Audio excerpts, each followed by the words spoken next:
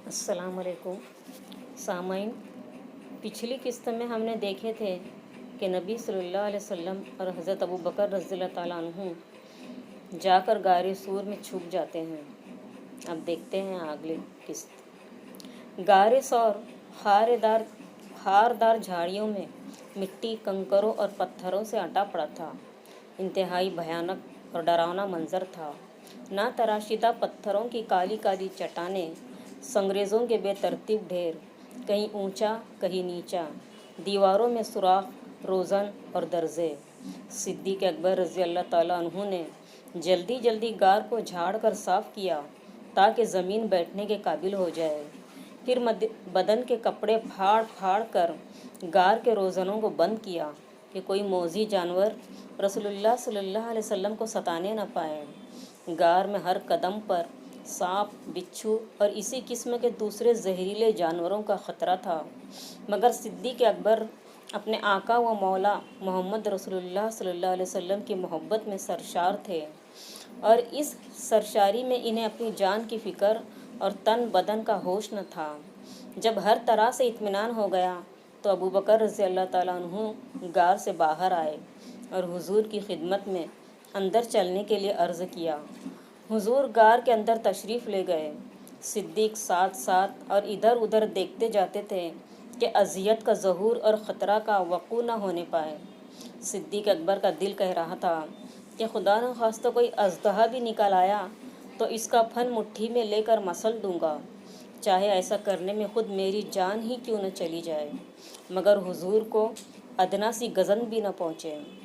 अबू बकर की जगह कोई और दुनिया परस्त और अगराज का बंदा होता तो मसलहतों की आड़ लेकर अपने साथी के लिए ख़तरा मोल ही न लेता। वो कहता, भाई मैं और तुम दोनों एक ही हालत में हैं, तुम मेरी गमख्वारी करो, मैं तुम्हारी खबरगिरी करता हूँ, मिलजुल कर काम चलेगा। तमाम बार एक ही आदमी पर न डाला जाए।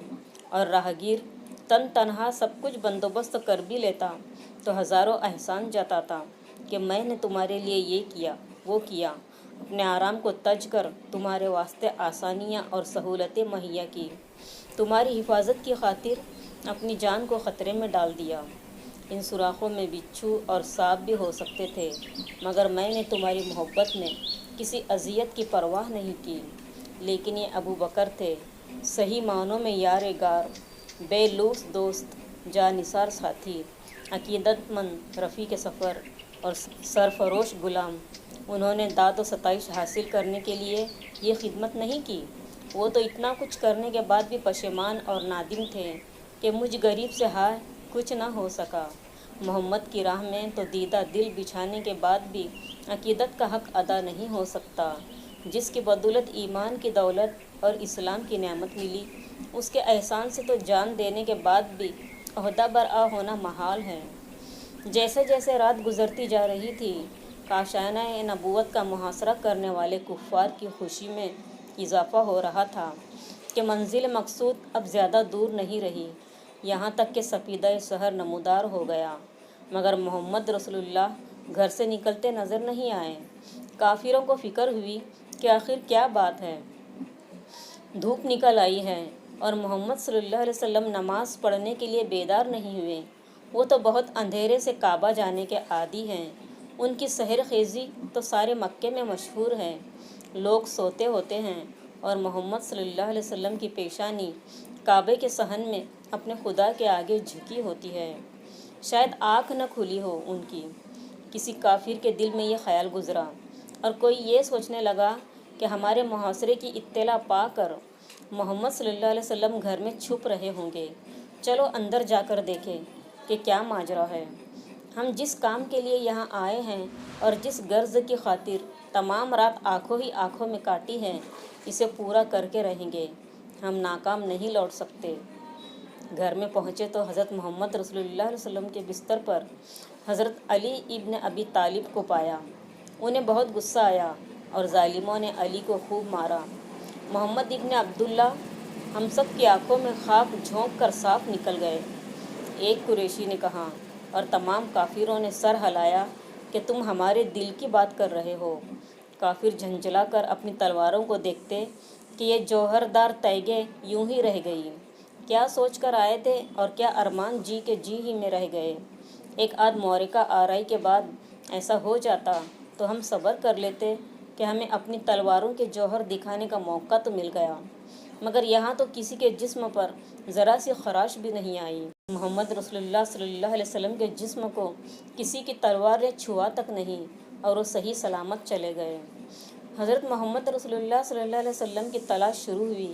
آپ کی تلاش میں گھوڑے دوڑائے گئے، ناکا سوار بھی روانہ ہوئے، کچھ لوگ پیدل ہی چل پڑے۔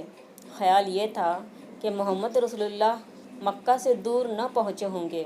اگر تیزی کے ساتھ تلاش کی جائے تو سراغ لگنا مشکل نہیں ہے۔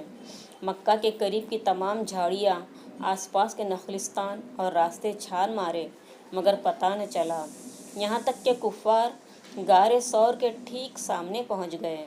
سب سے پہلے ان کی ہلچل سنائی دی، پھر ان کے باتیں کرنے کی آواز آنے لگی۔ حضرت ابوبکر صدیق کو بہت فکر لاحق ہوا کہ کہیں جا بھی نہ سکیں گے۔